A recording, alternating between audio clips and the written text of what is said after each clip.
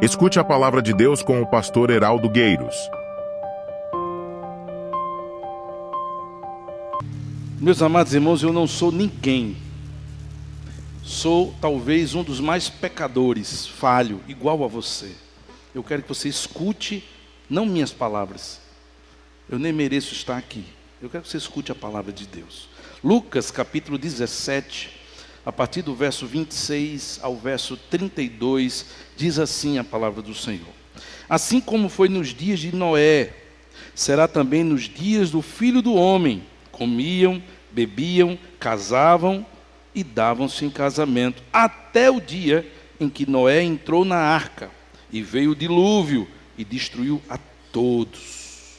O mesmo aconteceu nos dias de Ló.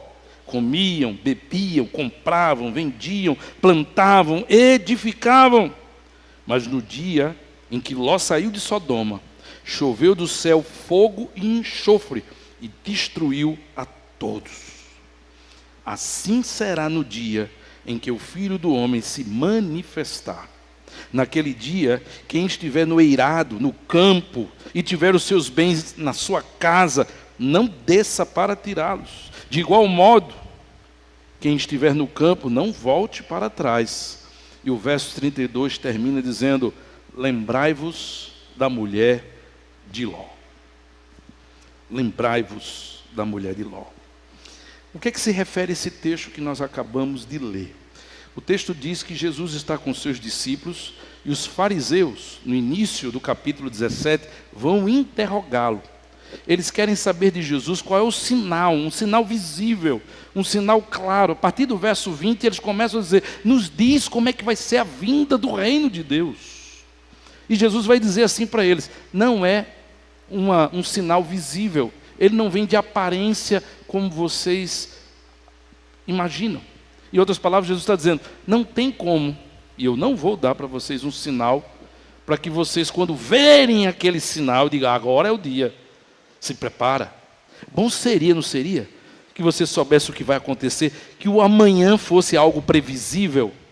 Não seria bom que você soubesse até o último dia da sua vida? Não seria bom que você soubesse que se você dobrar aquela esquina, tem um assaltante ali, você seria assaltado, aí você pega a esquina contrária?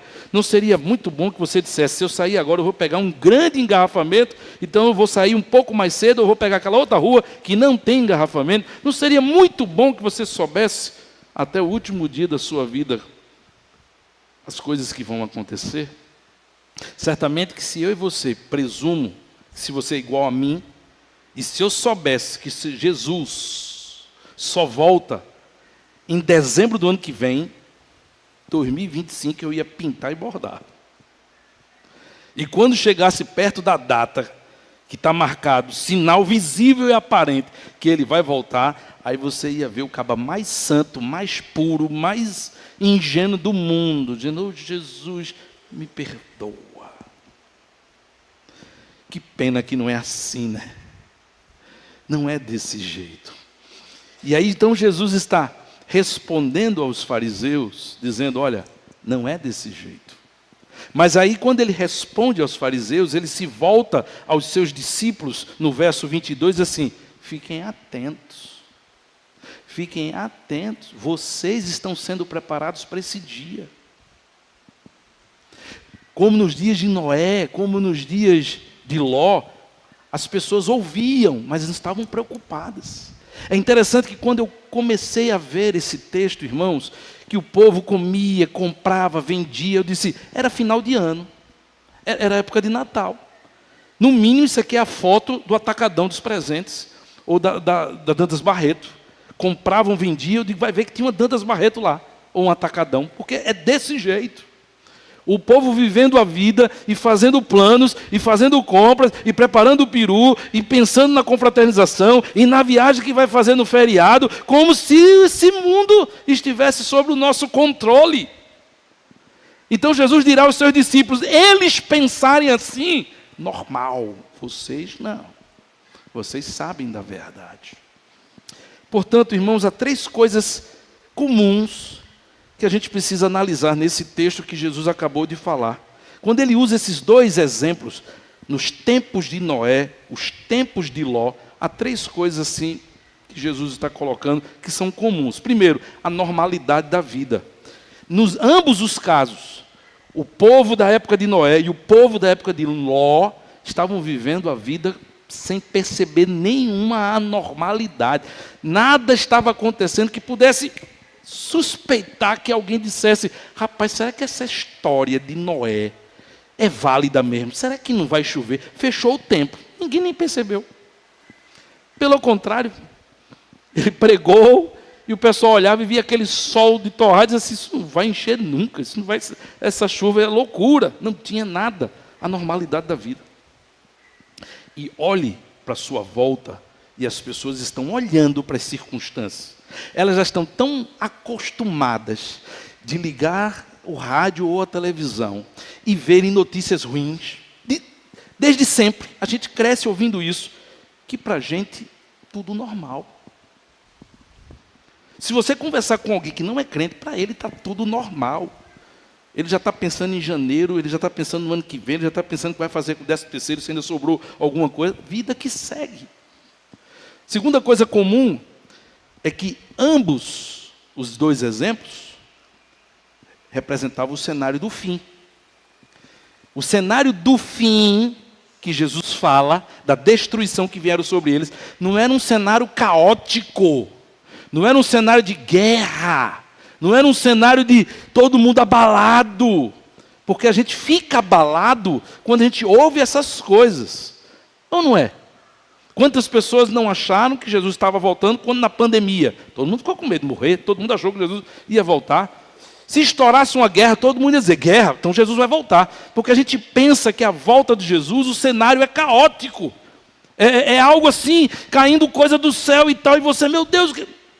Mas o cenário que eles estavam vivendo era tranquilo. Nada sinalizava. E esses dois cenários é que representam o cenário do fim. Quando ninguém imaginava. Nem os crentes imaginavam. E a terceira coisa que eu acho interessante e comum nos dois textos é que o povo que Deus queria salvar foi avisado. Veja a bondade e a fidelidade de Deus. Noé sabia o que ia acontecer. Ló soube o que ia acontecer. Eles foram avisados. Ninguém, mas eles foram avisados. Agora, há dois elementos que não são comuns nesse texto e eles merecem um destaque. O primeiro elemento é que no exemplo de Noé, pode passar a transparência. No exemplo de Noé, o povo foi avisado que viria o juízo de Deus e que eles tinham que se arrepender. Eles foram avisados. E não foram avisados por pouco tempo, não foram avisados em cima da hora. Eles foram avisados por 120 anos. Desde que Deus deu a ordem e Noé começou a juntar os primeiros pregos e primeira madeira e foi construindo, eles viram. Como você vê a sua casa construída do nada, como você vê algo que você fez, eles viram uma arca sendo construída por uma família. Eles foram avisados. E o que é que você acha interessante nisso, pastor, que merece destaque? É porque no caso de Ló, muda o cenário. O segundo elemento aqui diferente é que no caso de Ló, irmãos, não houve aviso formal de juízo. A geração de Noé foi avisada. A cidade que Ló estava não foi. A destruição chega de forma repentina. E aí há uma mudança de padrão, porque um grupo foi avisado e o outro grupo não foi. Por quê? E há duas explicações plausíveis. A primeira explicação, irmãos, é que Ló morava na cidade. Era dele a responsabilidade de ser a voz de Deus naquele lugar. É impressionante como uma cidade inteira mergulha na prostituição, na promiscuidade, na perversidade, na perversão, tendo Ló, sobrinho de Abraão, morando lá. Sendo uma pessoa que ficava, como diz o texto, nos portões, na entrada da cidade. conhecido por todo mundo. Portanto, irmãos, eu aprendo aqui uma lição. Porque Ló não cumpriu o seu papel de profeta, de sacerdote, de pregador. Isso não mudou os planos de Deus. Talvez Sodoma não tivesse sido destruída se Ló tivesse feito a parte deles. Não pense que a sua omissão ou a sua negligência mudará os planos de Deus. Não pense que as pessoas que estão à sua volta, aos seus cuidados, sobre sua responsabilidade. Quem são as pessoas que estão sob a minha responsabilidade? Minha família, meus filhos? Não, estão sob sua responsabilidade aquelas pessoas que Deus colocou como o seu próximo. Que você tem que amar o seu próximo, você tem que cuidar do seu próximo, você tem que pregar o seu próximo. Você tem que testemunhar para aquelas pessoas que estão próximas de você. Não pense que a sua omissão ou a sua negligência vai mudar os planos de Deus. Aquela nação, aquela cidade foi destruída a despeito da negligência de Ló. A segunda explicação plausível é que o exemplo de Ló, irmãos, é um alerta de Jesus para os seus discípulos. Na verdade, Jesus está colocando para os seus discípulos: vocês lembram o que aconteceram com a mulher de Ló? Deus mandou um anjo para salvar Ló e a sua família. Subentende-se que, se os anjos vão entrar numa cidade para tirar Ló e sua família, quem tem que sair da cidade? Ló e sua família. E a mulher de Ló não sai. Falharam os anjos? Houve uma falha de Deus? Como assim? Eles entram para salvar uma família e alguém se perde, alguém morre, alguém vira estátua de sal. Lembrai-vos da mulher de Ló. O que é que Jesus, irmãos, deseja nos ensinar quando usa para os discípulos a lembrança da mulher de Ló? E eu quero, dentre muitas lições, mas o tempo não me permite, destacar pelo menos 4 verdades que a mulher de Ló representa para mim.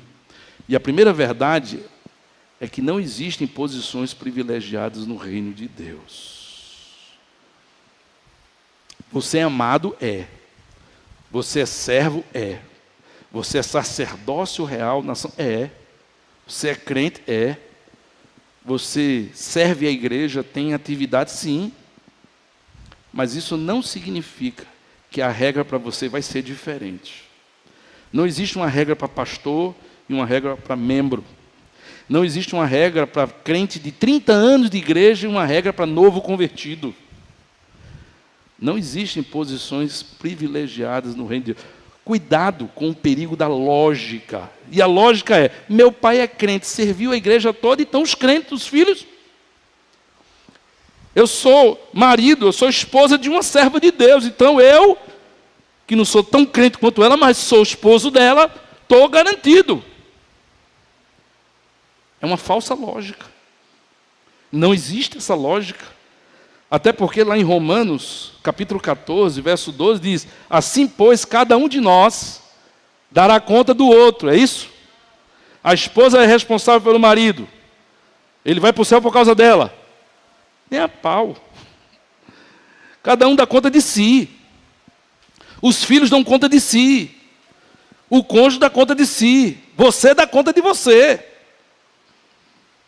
Então, se você, de alguma forma, tem a lógica de que você tem alguém na sua casa que é muito bom. Imagina, então era muito privilegiado ser filho de pastor.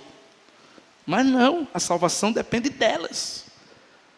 Cada uma delas dará conta de si. Meu papel, ensinar. Mas elas vão dar conta de si. Você vai dar conta de si. Você não vai entrar debaixo do guarda-chuva. Você não vai pegar carona no seu parente. Porque não existe posições privilegiadas. A regra de Deus é a mesma para todos. Se você é fiel, Deus lhe honra. Mas se você não é fiel, não tem honra para você. Lá, voltando para o capítulo 17 de Lucas, o texto que nós lemos, no verso 34, Jesus dirá assim aos seus discípulos: digo-vos que naquela noite 2 estarão numa cama. Ele está falando o quê? Casal. Olha o exemplo que ele dá. Casal. 2 estarão numa cama. Casal.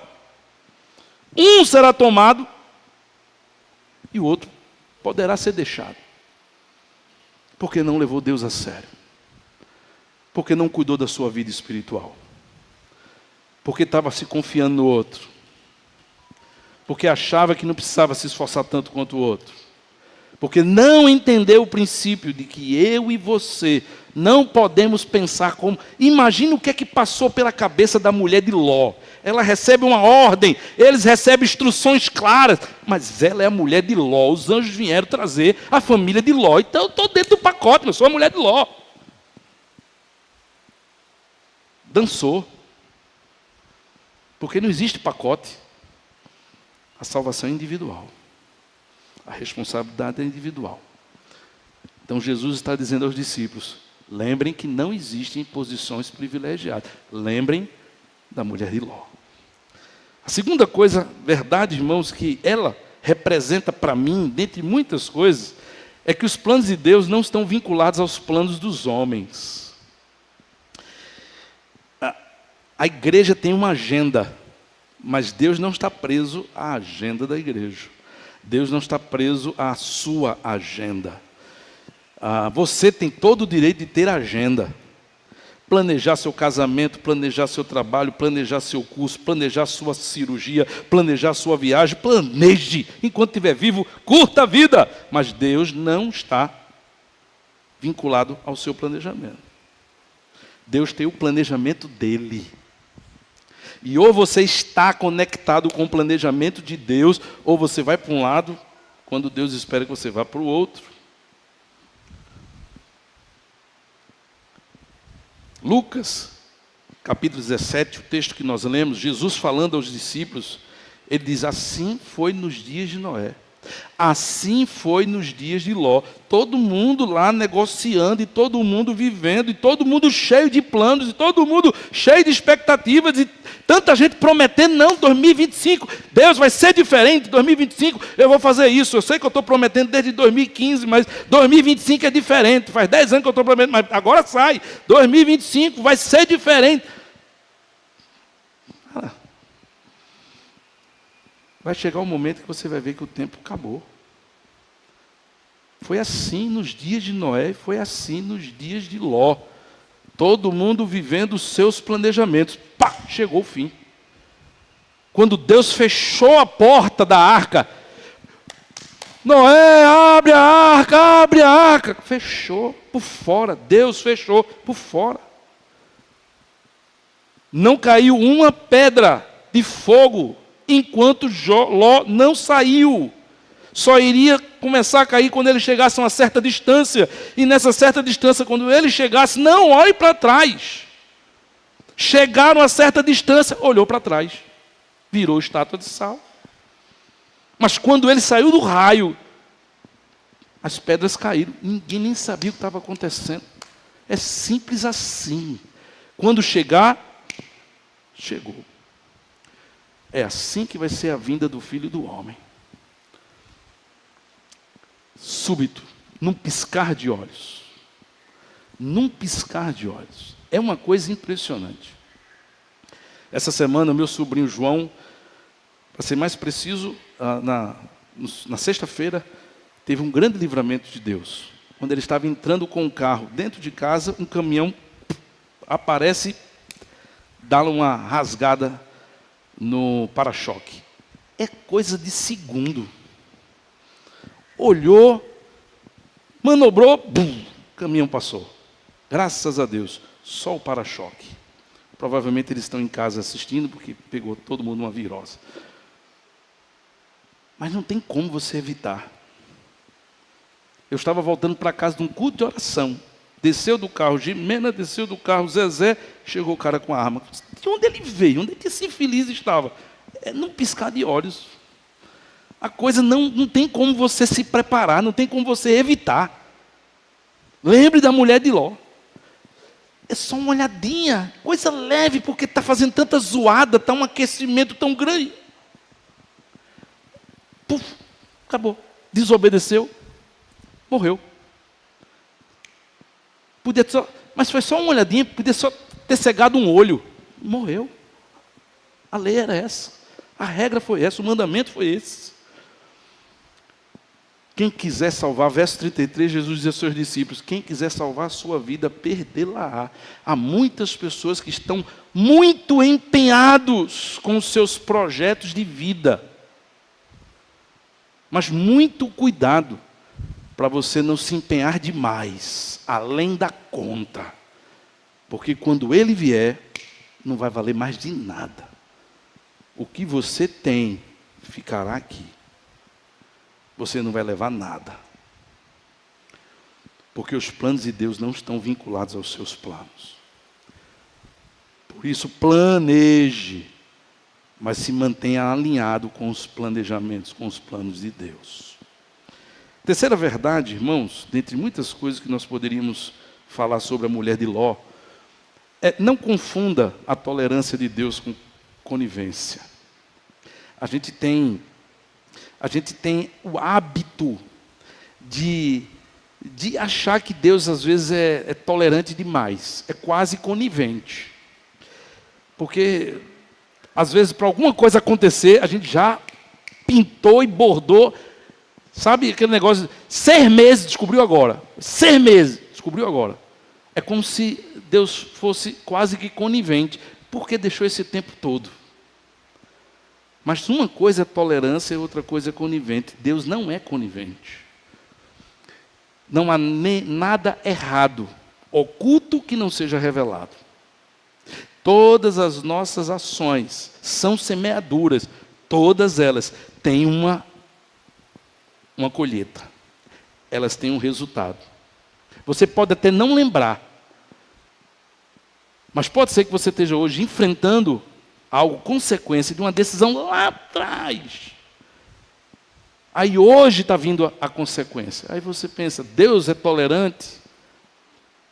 É tolerante, não conivente. Porque a diferença é que apesar da tolerância ser uma prova de amor, uma oportunidade que Deus dá para a gente se arrepender, tem um limite, tem um tempo estabelecido. Ele vai ter o dia do conserto. Quando Josué vai entrar na cidade de Ai, e antes Eucana tem pego do despojo de Jericó e colocado dentro da sua tenda, Deus sabia quem pegou. Ou não sabia? Deus sabia. Aí você imagine, no dia seguinte, quando se lançou sorte, de 12 tribos caiu a tribo de Eucana. De mais de 50 famílias caiu a família de Eucana. E quando botou o nome de todos os parentes de Eucana, caiu o nome de Eucana. Chama, foi você que pegou? Foi. Aí a pergunta é, por que Deus disse no dia anterior, tragam o despojo? Tragam o despojo. Porque se vocês não se arrependerem do mal que vocês fizeram, eu vou agir no meio de vocês. Se Deus já ia revelar de uma forma tão tomografia computadorizada, por que Ele não fez isso no dia? Por que Ele deixou para o dia seguinte? Por que Ele deu 24 horas para Eucana ouvir a voz de Josué dizendo assim, diz o Senhor, quem fez isso traga. Porque o que vai acontecer no dia seguinte não é arrependimento. Não é arrependimento, é uma confissão. Foi você, não foi? Foi. Confessou, mas não se arrependeu. Por que Deus faz isso? É a tolerância de Deus, é o amor de Deus, é a oportunidade que Deus dá para mim e para você de ouvir sermões, de ver exemplos, pessoas, dizer assim, cara, fulano se deu mal, poxa, aconteceu isso, ou eu vi isso de novo, ou eu li na Bíblia, eu estava ouvindo louvor, pá, esse pensamento me veio e Deus vai falando, e falando, e falando, e falando, e a gente vai ignorando a voz de Deus. Vai chegar o dia. Lembre-se da mulher de Ló. Vai chegar o dia. Ezequiel capítulo 33. Eu gosto muito do texto de Ezequiel, quando ele fala do atalaia. E há uma expressão que Deus coloca para Ezequiel, dizendo assim, tão certo como eu vivo, diz o Senhor Deus, não tenho prazer da morte do perverso, mas em que o perverso se converta do seu mau caminho e viva. Essa é a minha vontade. Esse é o meu prazer. Por isso, eu vou colocar as palavras na tua boca e tu vai falar para ele. Quando eu disser ao ímpio que certamente ele morrerá, se ele não se arrepender da sua impiedade, e tu avisares, e ele se arrepender, ele não morrerá. Porque essa é a minha vontade. Eu quero que o perverso se converta. Mas se quando eu avisar pela tua boca, e ele não se arrepender, ele morrerá na sua iniquidade. Eu dei a oportunidade. Eu queria a conversão dele. E é óbvio que se continuar o texto, você lembra que se eu mandar você falar e você não falar, ele vai morrer e o sangue da tua mão eu vou requerer. Mas é outra conversa. Veja que Deus dá a oportunidade. Muitas oportunidades. Para que a gente não confunda tolerância com conivência. Se Deus não faz nada com a mulher de Ló, tendo dado ordem expressa, através dos seus anjos, não olhem para trás, esqueçam. Sodoma é página virada. Deus veio salvá-los. Deus veio tirar vocês desse poço de perdição. Esse não é o lugar de vocês. Deus está ouvindo o clamor de Abraão. Vocês vão ser tirados e vão ter uma oportunidade de viver. Esqueçam. Não olhe para trás. Mas o que é que a maioria de muitos crentes fazem?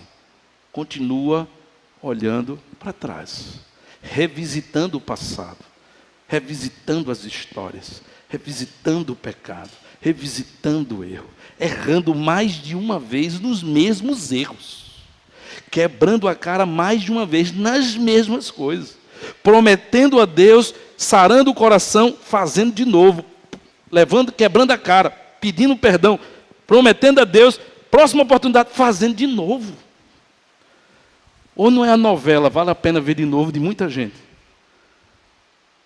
Parece que você está vendo a novela, vale a pena ver de novo. Você olha assim e diz, a gente tem a capacidade de às vezes olhar e dizer assim, de novo fulano se envolvendo, fazendo aquilo.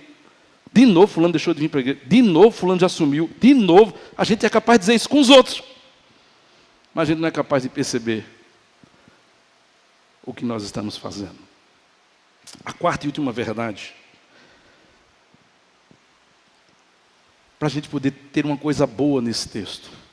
Também lembrar da mulher de Ló é lembrar que Deus permanece fiel para cumprir suas promessas. Porque apesar da trepeça, da miserável ter feito o que fez, não querer abrir mão, não querer largar Sodoma estava dentro dela, não resistia à tentação, mas Deus havia ouvido a intercessão de Abraão. Abraão disse, salva meu sobrinho Ló. E Deus cumpriu a sua promessa. Deus salvou Ló. A família vinha de crédito, vinha de bônus. Mas Deus salvou Ló. Porque Deus é fiel em cumprir suas promessas. O verso 30 e o verso 31 do texto diz assim, assim será no dia em que o Filho do Homem vier. Naquele dia, quem estiver no eirado e tiver seus bens em casa, não desça para tirá-lo. Abra mão. Perca. Abra mão. Não presta. Não vale. Não vale perder a sua salvação, não vale perder a sua intimidade com Deus, não vale você ver fogo do céu cair sobre sua cabeça por causa disso. Quando você vê que veio o Filho do Homem, você olhar e dizer, vou salvar, não vá. Olha o que Jesus está dizendo para os seus discípulos, dentro da linguagem que eles pudessem entender. Não vá, perca. É melhor perder isso do que perder a vida. É melhor perder certas amizades, é melhor perder certos empregos. É melhor ser chamado de qualquer outra coisa, de retórgrado, de bestalhado, do que for, por qualquer pessoa que não queira respeitar a sua fé e não entenda que você leva Deus a sério. Porque se você correr para buscar o que você quer, você vai perder a sua vida. Naquele dia, o que estiver no eirado e tiver seus bens em casa, não desça para tirá-los. De igual modo, quem estiver no campo, não volte para trás. Se Deus está te dando a oportunidade de ser salvo, se Deus está dizendo, olha, eu mandei o anjo aí, não quiseram vocês entrar, eu ceguei esses homens, a gente tirou vocês daí, E estou dizendo, não olhe para trás, você olha para trás.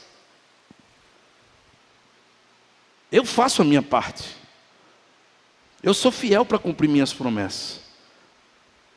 Deus é fiel para cumprir suas promessas. Mas você não faz a sua parte. Você não pode esperar que Deus cumpra sua promessa se você não faz a sua parte. Haveria salvação, houve salvação para Ló, houve salvação para suas filhas, porque eles não olharam para trás. Deus é fiel em cumprir suas promessas, mas você precisa fazer a sua parte. Tem que entender que na vida cristã, às vezes, perder é melhor do que segurar, do que manter. É a bênção da subtração. Se eu tiver que perder e abrir mão de algo que só estraga a minha vida e atrapalha a minha fé, é bênção perder. É bênção perder. Tem certas perdas, irmãos, que são providenciais de Deus, porque ou Ele tira, ou aquilo mata a gente, ou aquilo acaba com o nosso casamento, ou aquilo destrói a nossa vida, ou aquilo faz a gente continuar a vida toda medíocre, crentinho, porque não progride por causa daquilo. Aí às vezes Deus tem que fazer, explodir aquilo ali, fazer aquela coisa para a gente poder ter a oportunidade de retomar a nossa vida da maneira certa, com fidelidade.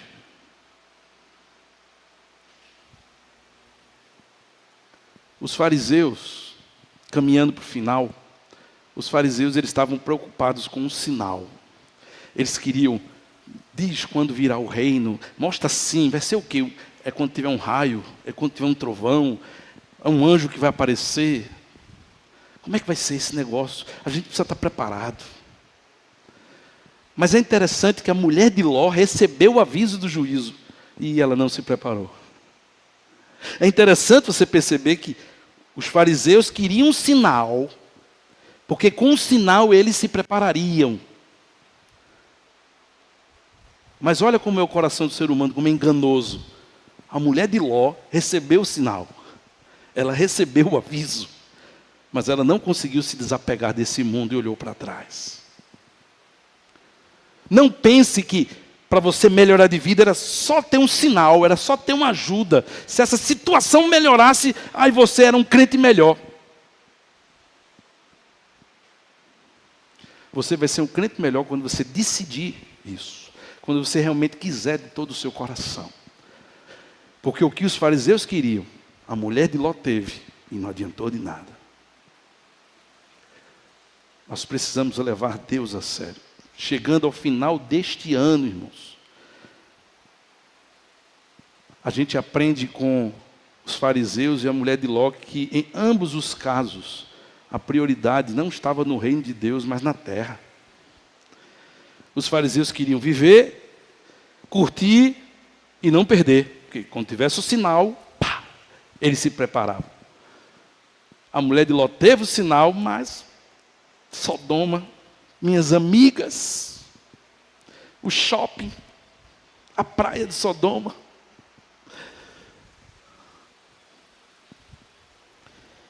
Qual é a sua prioridade? Qual tem sido a sua prioridade?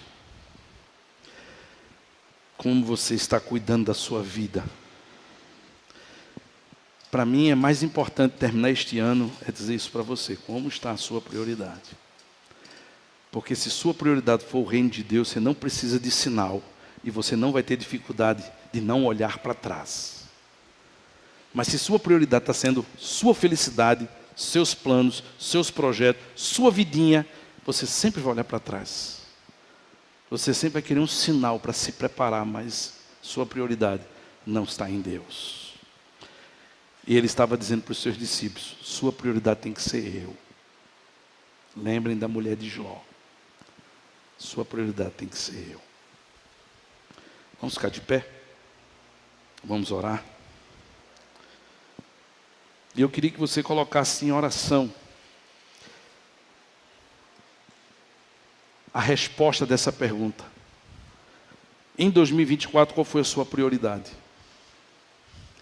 Em 2025, qual você quer que seja a sua prioridade?